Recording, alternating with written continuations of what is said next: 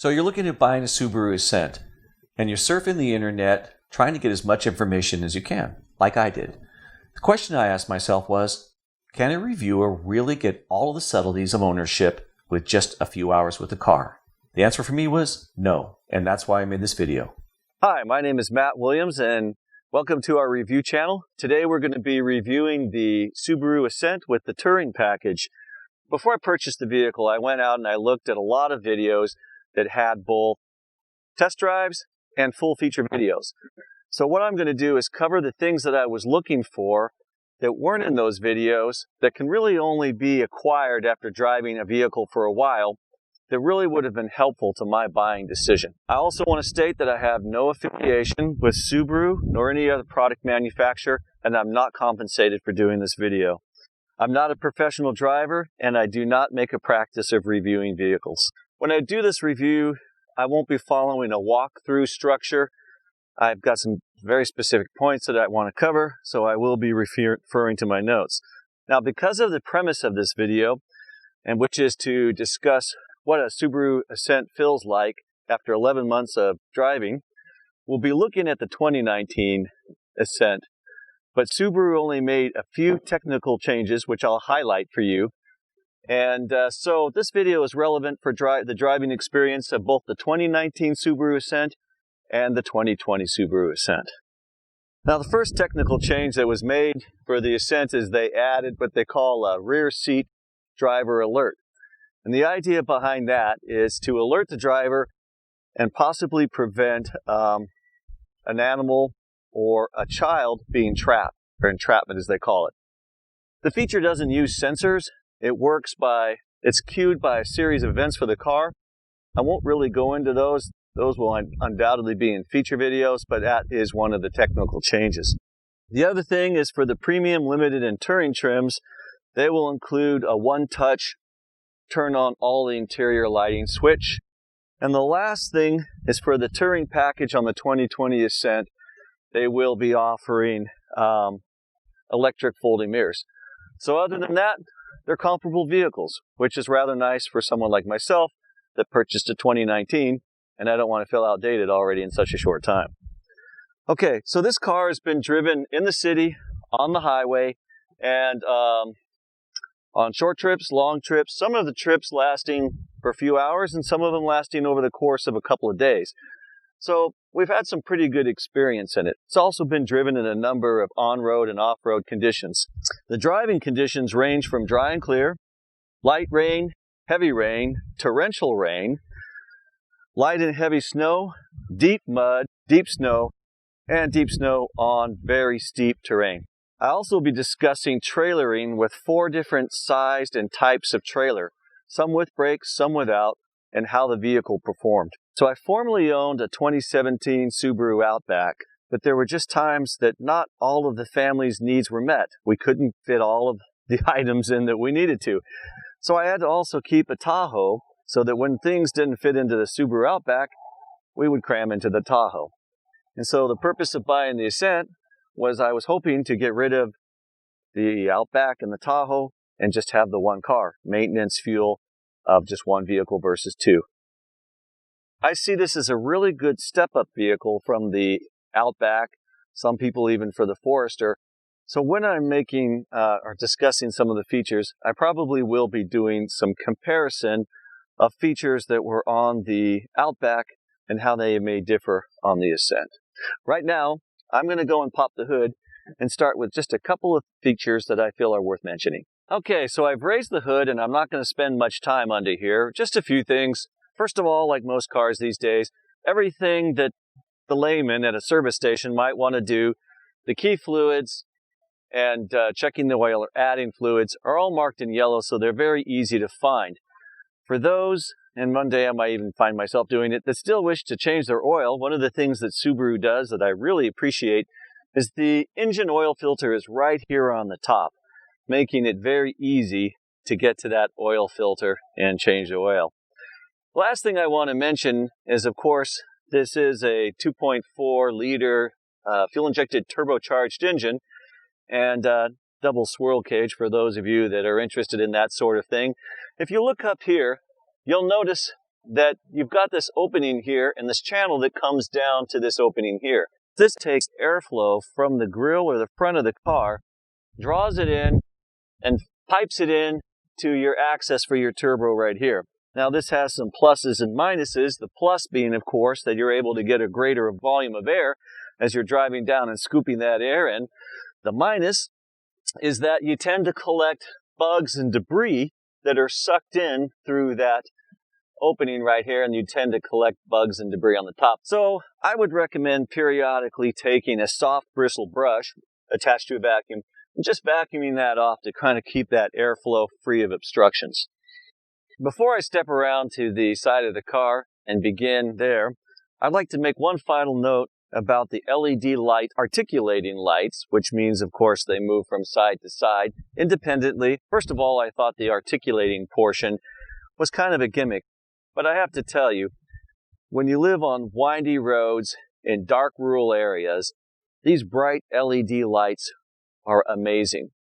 When you come up from a highway to a dark gravel road that you have to make a turn on, and you turn that wheel, that light goes over, and these LED lights do a beautiful job of illuminating roads that are dark when you're turning and when you're driving on dark highway roads as well. I've had xenon and traditional lights, and nothing compares to the clarity, the color temperature, and the brightness of these LED lights. They make it very safe in the driving conditions I have to drive. Now let's go ahead and go back to the car door. So before I open the door, I'd like to discuss briefly the remote entry system that I had on my 2017 Subaru Outback and what Subaru has gone to now. It's a big difference, but again, with everything there's a plus and minus. So let's start with the old. In the 2017 Outback, Subaru did not have a remote start system that you could use with an app. And by that I mean you would download an app on your phone, and in my case, in my family's case, we live in areas that are hot and cold. In the summertime, we might be in a mall or a movie and it's 100 degrees outside or more. Being able to bring up an app on your phone and remote start the car so it's air conditioned and cool before you get into it is very, very nice. Conversely, being able to start it in cold conditions and have the seats heated and the vehicle warm, also very nice. So Subaru and the 2017 Outback did not offer that. All they had was a remote fob system, which you could do a remote start with, or you could buy an extended range fob system, which, depending on who you spoke to, at best would get you maybe 600 to 1,000 feet of range. So what I had to do is I had to go out and purchase an aftermarket app, which once installed was nearly $700. It worked adequately, but it had some quirks. Specifically, if I used the remote fob to start my 2017 Outback, once the car would start, it then stopped listening for signals to the fob. So if I only had my fob, I was locked out of my car for 10 minutes until it shut off and began listening to the fob again, or I had to go and retrieve my phone, unlock the car with my app, third-party app that is. Once the doors were unlocked, when I opened the door, the engine would shut off. A little annoying. All I had to do is restart the engine and go. So that's the old system they've moved to. Let's talk about what they have now. So for a standard remote start, lock, and unlock system, Subaru offers the app option, which, by the way, is for a fee. So if you want to use remote start your Subaru, you're going to have to pay a fee for this app. It is a cool app, though, I'll have to say that. It allows you to lock, unlock, sound a horn. You can set interior temperature, and you can either make it automatic. You can have functions where you can set fan speed, defrost where the air is going. You can also even activate the heated seats. The app offers a feature that I use quite a bit called delayed start. There's numerous applications that we use it in, and we grew to kind of depend on it. One day I opened up the app, and delayed start was no longer in the app. So there's a number to contact Subaru directly, placed a call to them, and it's a large corporation, and I told them that I really used that feature and what happened to it. I was given an explanation, and she said she would communicate with the Subaru team and see about putting it back in. About a month later, I opened up my app and it's back. I don't know how many people use that feature and called in and said they wanted it back, but I was pretty impressed that to make that call And within a month, from a large company like Subaru, they listened and put a feature in that I really enjoy. If you still like the old remote fob option where you don't want to use an app and you don't want to pay for it, you're still going to have to go out and buy from Subaru a module that they will install. And I believe the module plus installation is going to run you about $500, and that will allow you to have the old-fashioned fob remote start. One other thing I'd like to point out that is very nice, and we use it a lot as a family, the Subaru Limited and Touring, possibly Premium package, don't quote me on that. They offer 2 memory positions, so if you have memory 1 and memory 2, and that allows you to set the position of the driver's side seat. You can also key it to your fob, which gives you a little bit more in the way of memory settings. It has its pluses and minuses. If the seat's rearranged by a previous driver, say someone else in the family and they've used memory position or memory position 1 or 2, and I come to use the vehicle, with the vehicle being locked and the fob in proximity, when I grab the handle and my thumb touches the sensor, it will return the seat to my position. So what I did is, there's 2 other members in my family. One has memory 1 and memory has 2. And when I use the fob, it returns the seat to where I like it. That's wonderful, except if you're on a long trip, and we do take a few of them, and memory 1 or memory 2 driver sets their seat because they're driving, we pull over, we don't shut off the engine, and I come over here and I want the seat back to where I like it. Well, I can either sit in the seat and figure out how to do it, or I shut off the car, I lock the car, and I go through the unlock sequence, and it resumes where I want it to be. So it is nice having the memory fob, but there is a drawback. Let's go ahead and talk about or demonstrate how the fob actuated memory works. So now, the seat's already been repositioned out of my positions.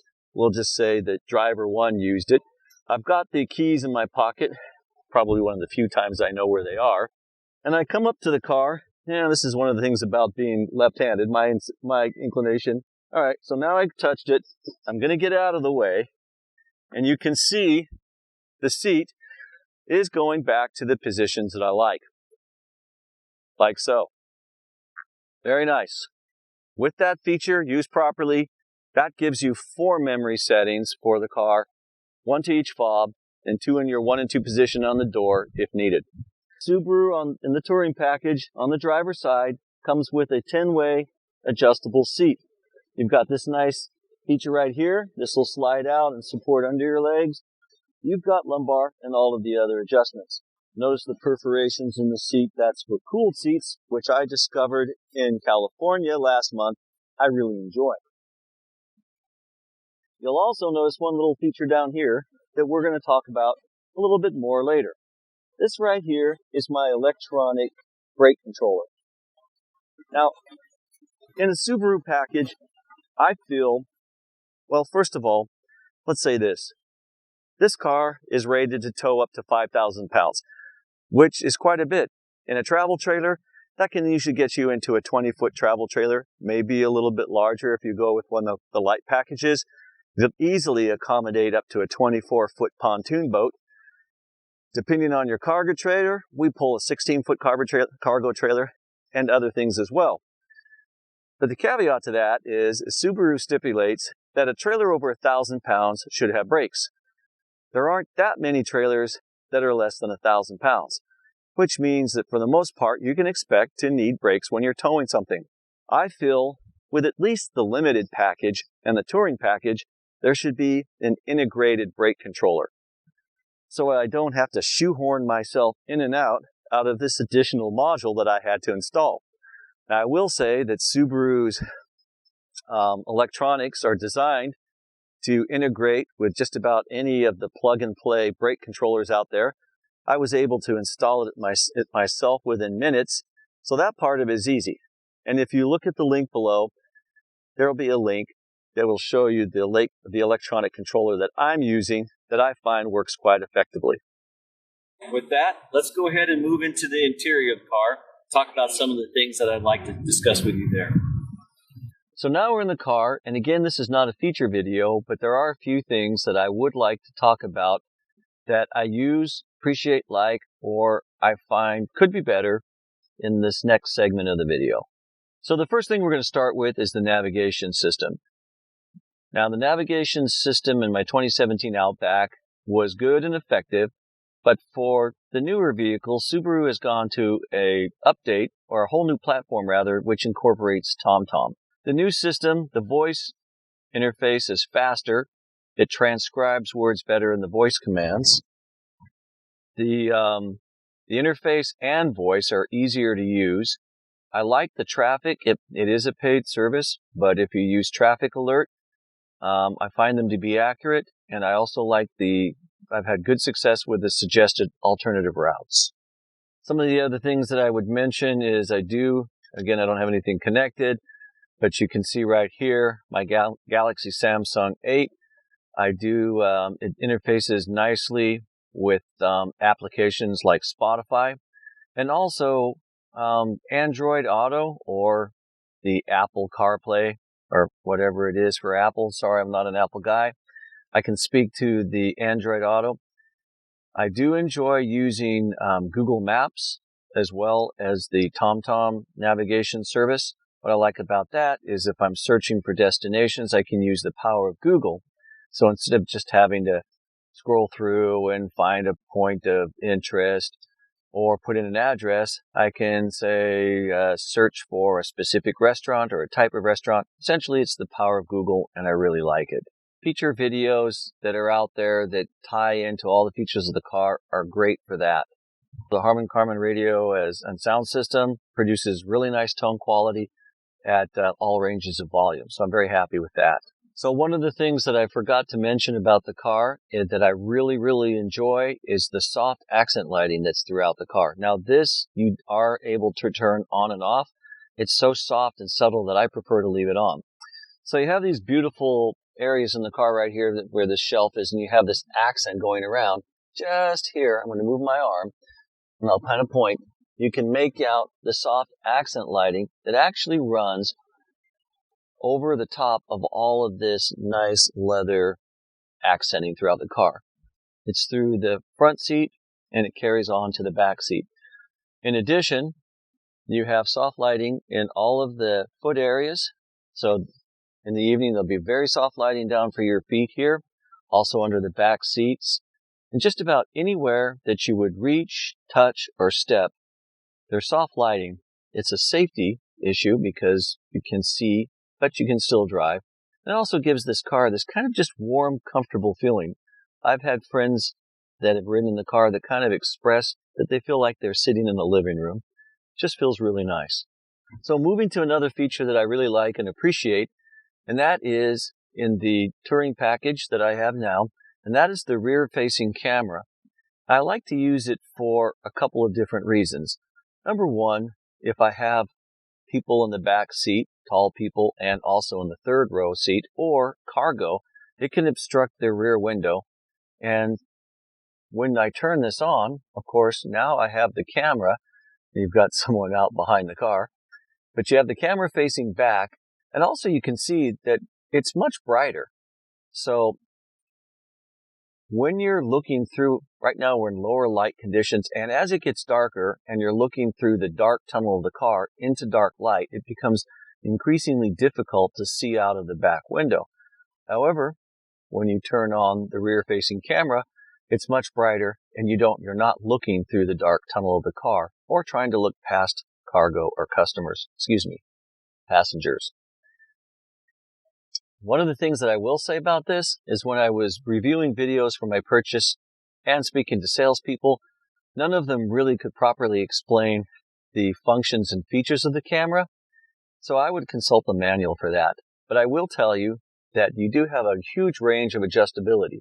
You're able to pan the camera up, down, left or right, zoom in or zoom out. You can even actually rotate it like this to suit your needs. And that's actually accomplished by these three buttons here. Another thing that the touring package includes is the front-facing camera, which is here.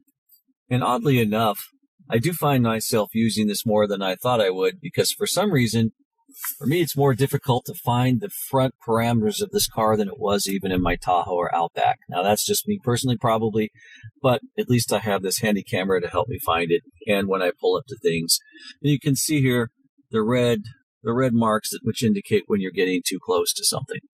So another feature that I think Subaru could have done better is the rear auto braking and rear collision alert. So I'm going to put the car into reverse, and I'm going to explain to you why it is a problem. So when I put the car into reverse,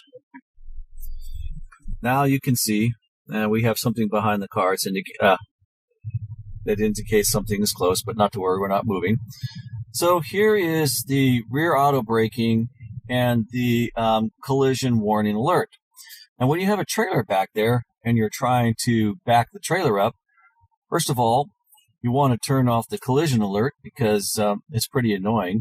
And then you have to turn off the rear auto braking or the car will continue to try to brake while you're backing up because the trailer is in its way.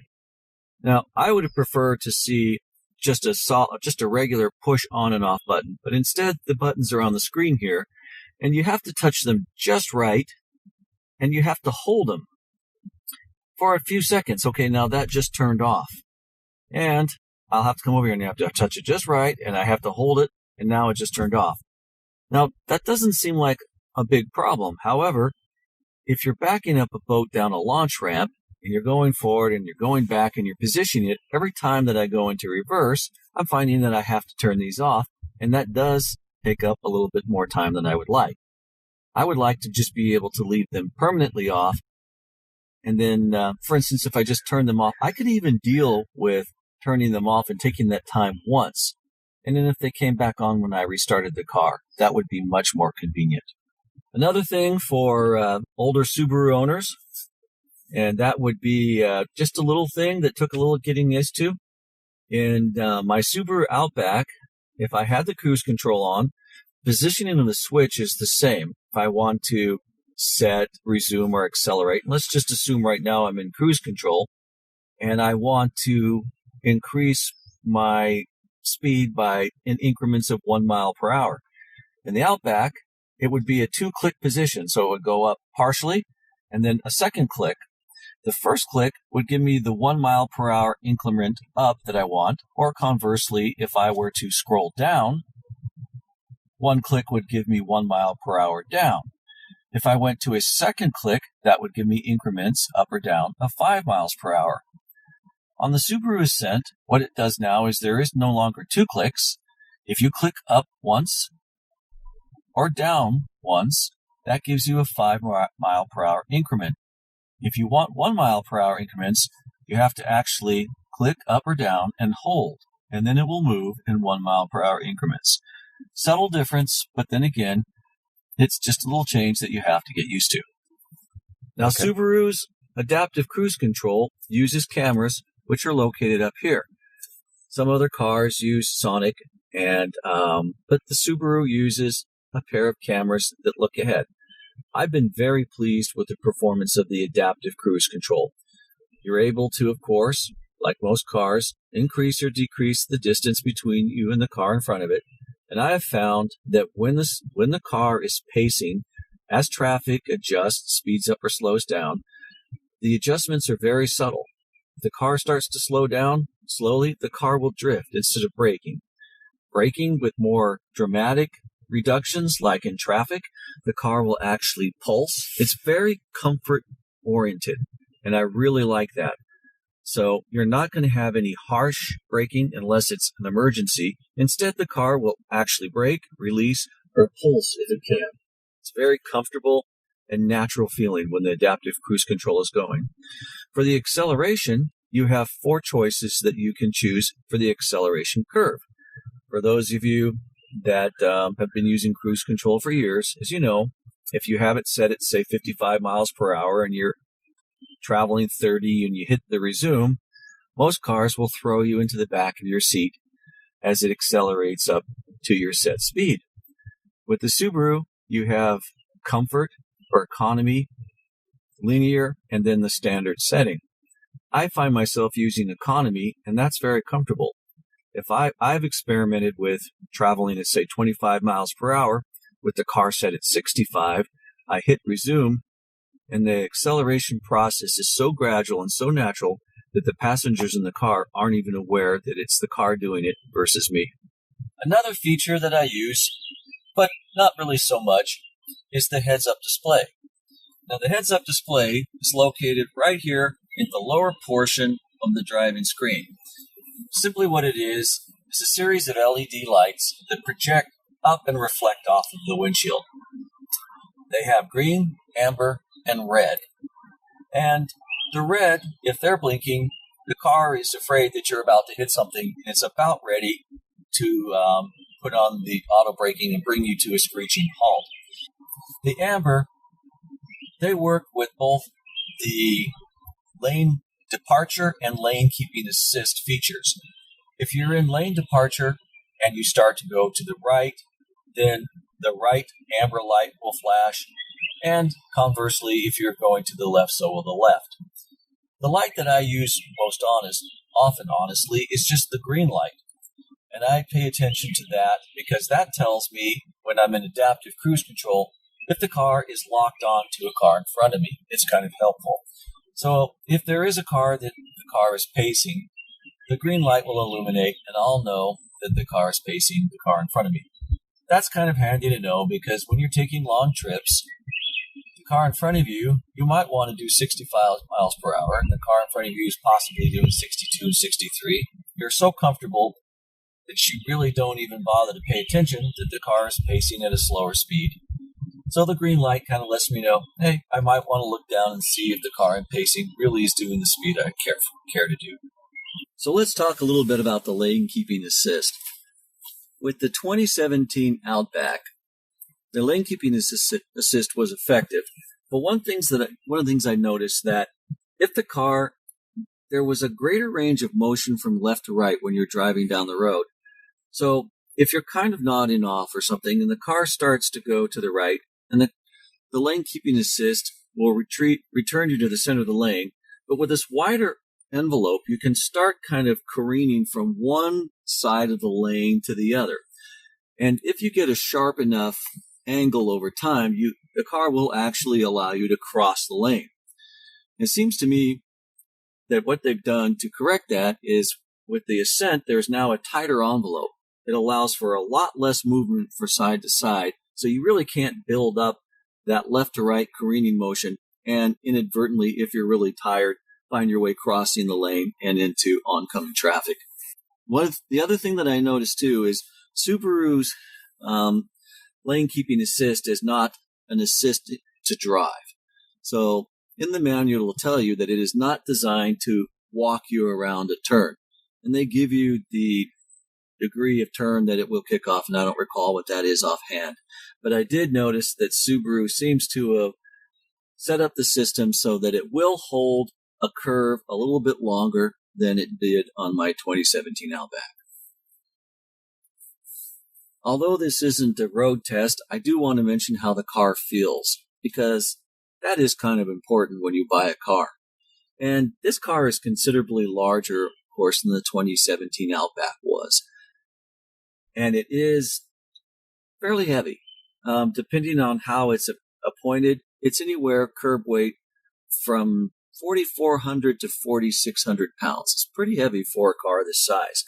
But when you're driving it down the road, and again, the intent is to have luxury, I feel connected to the road, but I don't feel every bump, contour, and jolt of the road. So I do feel like the car is connected and responding, but it still has a comfortable ride that I would hope to achieve when purchasing a luxury SUV.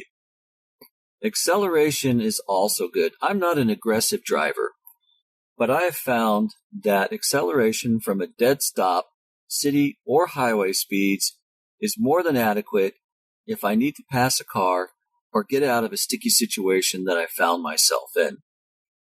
I was also very pleased with towing the 4 different trailers that I will describe here later in the video. It accelerated well. Now remember, the Subaru employs a continuous variance transmission, but it does have 8 simulated gear shift points.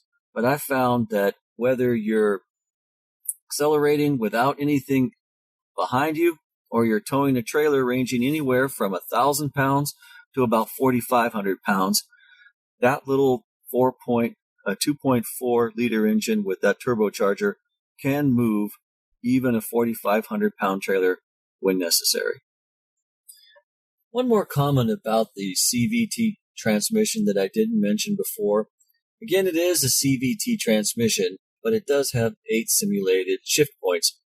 And Subaru does a very good job of making those points seem natural and transitioning, except for 8th gear. I did see a review prior to my purchase where someone mentioned that occasionally under certain conditions, which I've experienced myself, when the car shifts into the simulated 8th gear, it's kind of rough and clunky. So I'm hoping that maybe Subaru will come out with a program update where they can smooth out that shift into the 8th gear simulated shift point. So talking about the CVT transmission, I find myself frequently going down where I live out on the Oregon coast and the places I travel to, up and down long grades. And in some instances, it's easier for me to use the shift paddles located here or here, up and down to work my gears. I like to, when I'm going down long grades, bring the car down maybe a gear or hold it in a gear to avoid excessive use of my brakes. Now there's 2 ways you can do this. You can do it with the car left in drive or auto mode, and as you're descending the hill, you take the decrease paddle and you pull on it, and that will bring the car down 1 gear. And this works quite well, except in the manual will say that when the car feels it's the appropriate time, usually when you slightly depress the accelerator, it will return to drive and auto shifting up and down. Now you can hold it, use the gear hold method, and by doing that, you grab the gear lever when it's in drive and you simply slide it to the left. And what that does is that puts the car in gear lock mode. Now there is an interesting quirk to Subaru that I discovered that is very different from the other cars that I've driven. In other cars that I've driven, when you put them in gear lock mode, if the car is an 8-speed transmission and it happens to be in gear 6, it will lock at gear 6 in terms of that sets the ceiling at gear level 6. So the car will go up and down through the first 6 gears. In Subaru, if you put it in gear lock mode and it's in gear level 6, as you decelerate and the car comes down through the gears, that becomes the new threshold or the new highest gear that the car can go to. Now, when this becomes a problem, as I've discovered personally, is when you come to a stop sign and you're about to turn onto a highway where rapid acceleration is required. If you forget to remove the car from gear lock mode and you pull out into that highway, you will very quickly wind your engine and transmission out because you will be held in gear level 1. Remembering to take it out of gear lock mode has been a real challenge for me. A couple of the auto features that I use and I like are, of course, the auto headlight dim. That performs adequately. I've left it at the factory setting, which I think is mid-level. They do have other settings, but mid-level has performed well for me in all of the driving conditions that I've used it in. Another auto feature that I enjoy and appreciate, in fact, it's on right now, but you wouldn't know it, is the auto wiper activation and pacing depending on the conditions of the rain and how severe the rain is. Now, I have had other cars with this feature before, and I would say that Subaru's, it's an adequate job. Every now and then, it will just come on for some inexplicable reason, and occasionally when you're using it in different raining conditions, when it's going on and off, there's been a few times when the screen started to bring up more water droplets than usual before it reactivated. It was never a situation where I couldn't see out the window and it was dangerous, but I would just like to see it a little bit more consistent after using, other cars. However, again, it's adequate. I feel safe with it, and I do trust it. So one of the changes that they made from my 2017 Outback to the newer Ascent is the blind spot warning lights.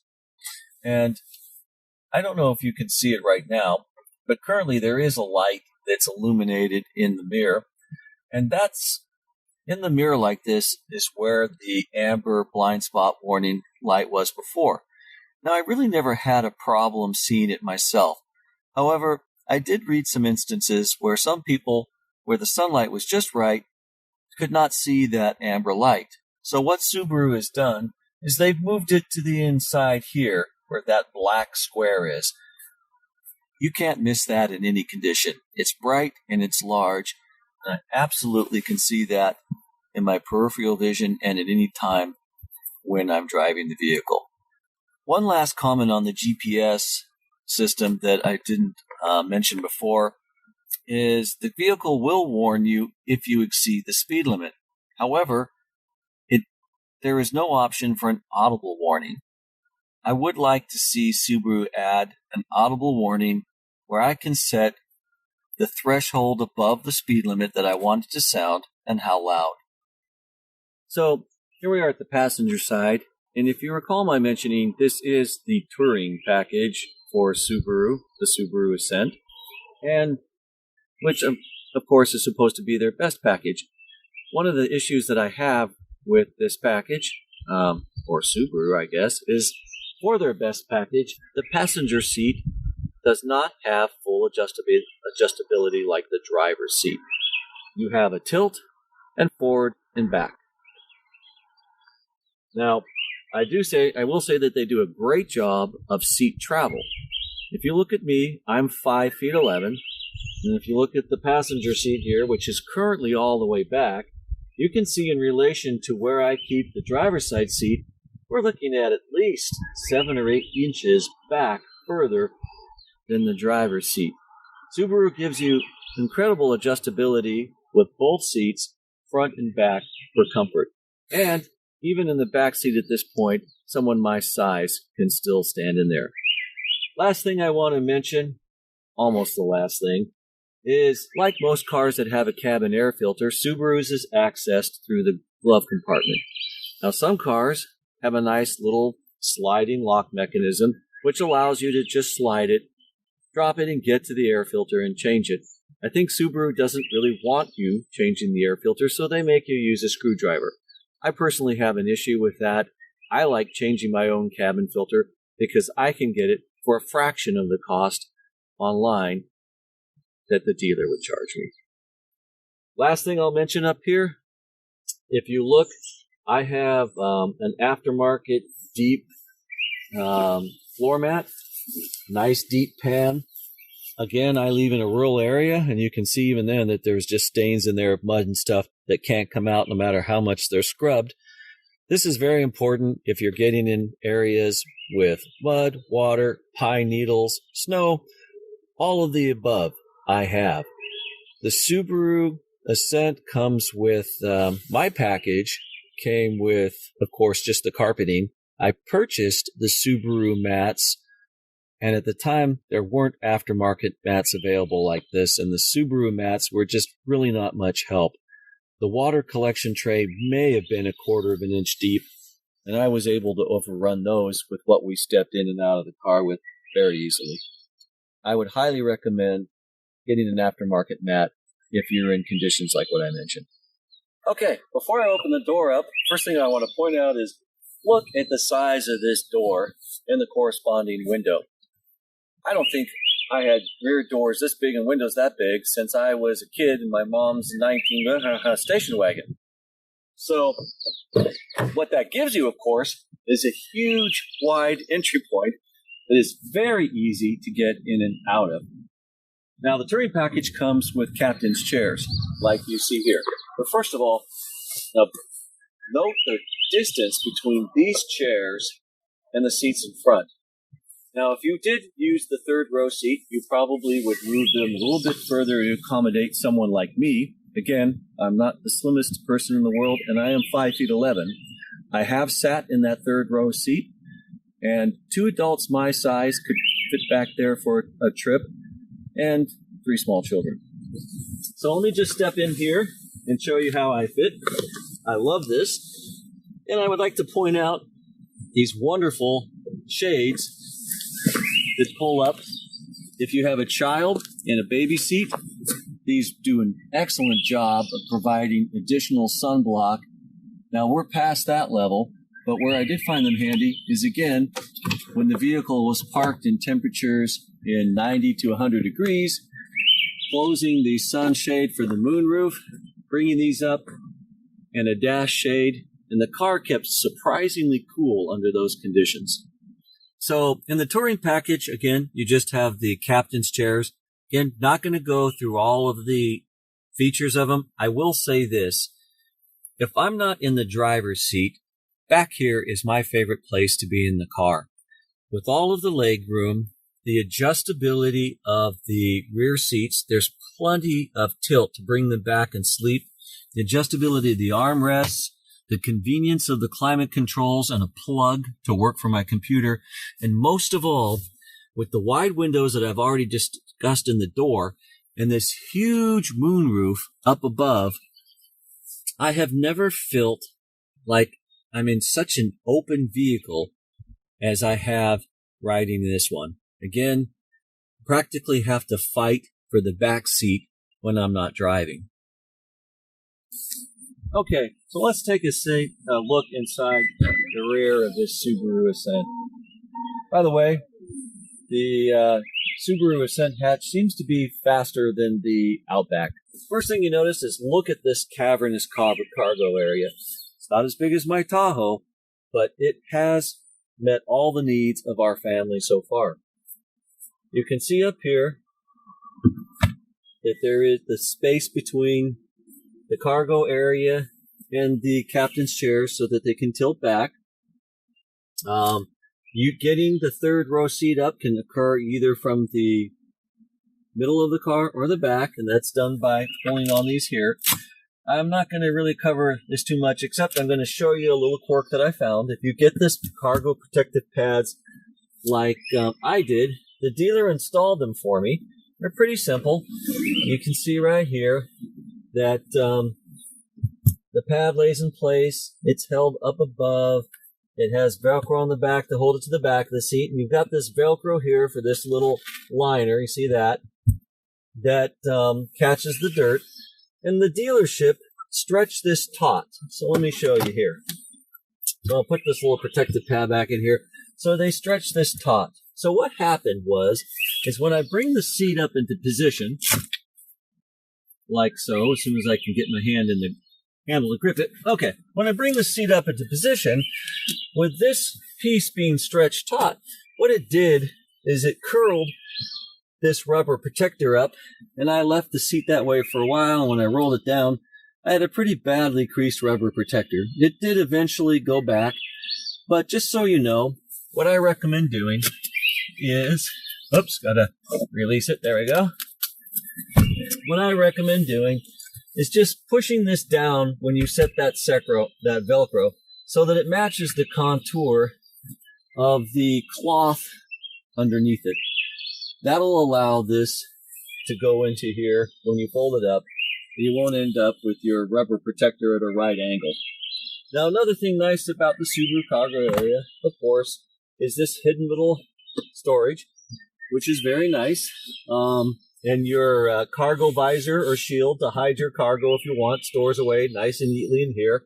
I really appreciate that because I have had other models in the past where I never really knew where to store it. So it sat in my garage and, of course, was never around when I needed it. One thing that I do want to mention, if you look up the car, I'm going to go open the car door really quick. Okay, so what you see are beautiful LED lighting that in the darkness give you more than adequate light. I'm very happy with it. Now here's where Subaru did miss the mark. If you come over here and you look at this pitiful non-LED poorly placed cargo light. First of all, the light from it really is inadequate. Secondly, the placement of it when you put cargo back in here, which we frequently do, frequently this gets covered up, and so we have no lighting in the cargo area except our phones, which of course I can never find when I need it, so I'm usually shuffling around through our cargo in the dark, and not very happy with the situation. Why it wasn't placed up here, I don't know. I even asked Subaru if I could order an LED retrofit, at least to get something brighter, but maybe one day they'll see the car when it goes in for service and I'll have one of those LED pop lights stuck up there. Won't that be classy? Maybe that will, and we'll do a video of it, and maybe then they might address that cargo light. So the next thing I'd like to talk to you about is the Subaru integrated hitch when you have the towing package, which of course was very important to me. Now, I haven't had a towing hitch or receiver hitch that is concealed by a plate like this. But knowing the way Subaru usually does things, this was a bit of a challenge for me. When I first picked up the vehicle, I did manage to get this off, but when I tried to put it back on, the clips, well, let's tell you what, let's just get into it. First of all, I learned from the dealer, and let me show you how to do this correctly. So you'll reach down here, and don't worry about actually seeing this if the camera can't get there, but you'll feel two knobs, which you rotate clockwise approximately 90 degrees. Okay, now to make this come out correctly, because these clips actually go up, you have to put the palms of your hands here and curl your fingers on the inside and pull it out like that. If you don't do that, you're not going to get anywhere. Then it just unsnaps and drops down. Oh. Now Subaru does have a very sturdy hitch here, and anchoring points for your safety chains. It has your standard 7-point round receptacle and your flat 4-pin. I use both. This is really nice to have them both in. Now let's get to another thing that I do have a little bit of a struggle with. This is the very stout, heavy-duty receiving hitch that comes with the car. I looked at this, and look at this. I was very impressed. They really did a nice job with this. Here's where I have an issue. You insert it into the receiver like this, and for those of you that have been towing for years and been using receiver hitches for years, all of the receiving hitches that I've purchased in the past had a good snug fit into the receiver. This one doesn't. What that means to you is when you're driving down the road with a trailer with a light tongue weight, and we have two, you get this in the car while you're driving. And I'm going to tell you, it's rather loud. Now, if you go out on the internet, there are mechanisms that you can apply on this to stop that actually just apply tension to it and hold it in place. Or you can drive around with a maximum payload trailer and it quiets it down pretty nice. But I feel when they did such a nice job on the hitch and the receiver, they really could have done a little bit better with having it fit. Now, let's get to the last little part, and that is reassembling the hatch or the cover and the challenge that that can present too. Okay, so we're back to the fun part, replacing the cover. Now, the other thing too is, again, this might be a sturdier material than it looks like to me, but the first thing my concern is over time, these clips, these tabs, if they break off, if I find myself in a few years having to replace this, how is the color going to match with my car? I guess I'll find out, but at this point, I won't know. So to put this back in, again, you have to be very careful. And if you don't, one of these clips will slide out and you'll find yourself on your back trying to figure out how that clip goes back in. And that can be a challenge too. And then putting this in again. So to put it in, again, you slide the tabs up. You have to snap the sides in first, like this. And then it's a reverse of what you did to take it off. You need to curl your fingers under there and grab the ends, hopefully not loosening the clips, and bend the bottom down like this, bring it in, snap it up and hope that the little clips line up, which this one did not. Nope, okay, it did. And then rotate it 90 degrees counterclockwise on each side. Now, for the video, I was about to say I did it right. And I probably will be having to get on my back and correct it later. So there you have my point. Bring around a cardboard box or a very good blanket so that you can lay on your back and put this thing in, or risk having it drop off when you drive. So the 4 trailers that I pulled, one was a single jet ski trailer coming in probably around 550 to 600 pounds. That's with the jet ski loaded. The second one is a 2-place jet ski trailer, and that comes in anywhere from about 1,000 to maybe 1,100 pounds. And we had a pontoon boat coming in the realm of 4,000 pounds. And the interstate cargo trailer that we towed was probably at about 4,500 pounds when it was loaded. The vehicle performed as far as acceleration and braking beautifully in all cases. Of course, the first 2 trailers, both jet ski trailers, do not employ brakes. So they're using the car. The car stopped them with no problem. Really didn't feel like anything was back there. When I towed the single-place jet ski, I really didn't notice any difference in the mileage. The 2-place jet ski, we just took it on a 1,300 or so mile trip, and the gas mileage was somewhere between, depending on road conditions, 19.2 and 21.4 miles to the gallon.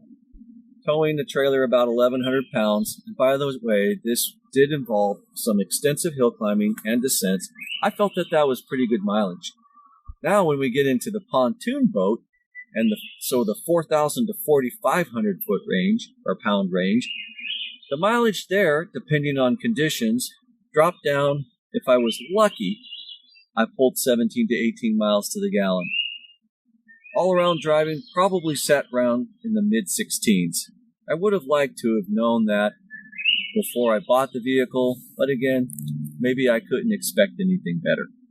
The only other thing I would say is, of course, with the other 2 trailers, if I had a choice, the pontoon boat uses surge brakes.